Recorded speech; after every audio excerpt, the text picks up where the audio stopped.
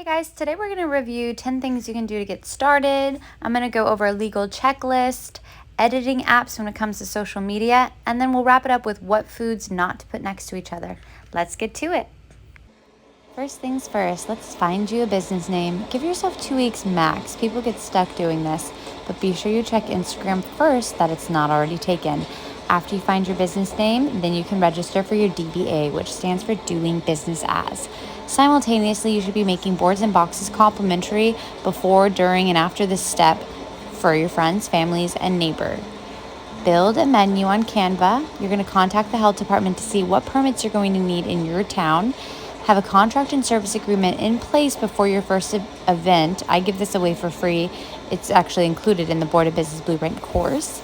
And then you're going to want to do a styled photo shoot. Get your food handler's card. It's really not required, you guys, but it's such great education.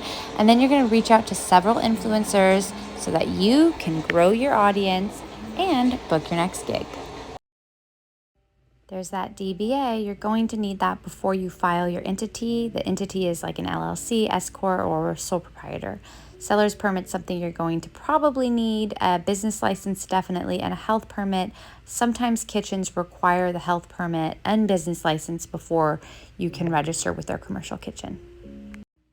Okay, so here are the top editing apps. Personally, I'm using Lightroom over Snapseed more recently, and Canva is where I go to for my infographics, my newsletters, things like that. InShot I use for everything video related, and I'm editing this right now on InShot. What foods not to put next to each other, you guys, this is so important. This stuff is pretty obvious, but I'm just gonna break it down for the people in the back. Okay, sour candy, it has those little sugars all over it. Nobody wants sugared salami. Chocolate, it melts, it can get sticky. You don't want your carrot dipped in chocolate. I mean, maybe you do, but the people don't.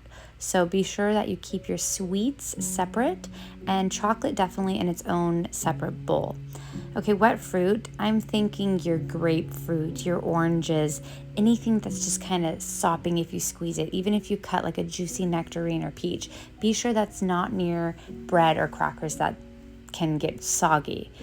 Produce is like your veggies next to the meats. You want to be able to accommodate the vegetarians and make sure that those are across the table and not touching. Crackers and nuts. If there's someone with a nut allergy, keep it separate. Nuts separate because a lot of people have a nut allergy and they'll be able to know, oh, those crackers are sitting on cashews and I'm not going to eat that. So let the people guide themselves.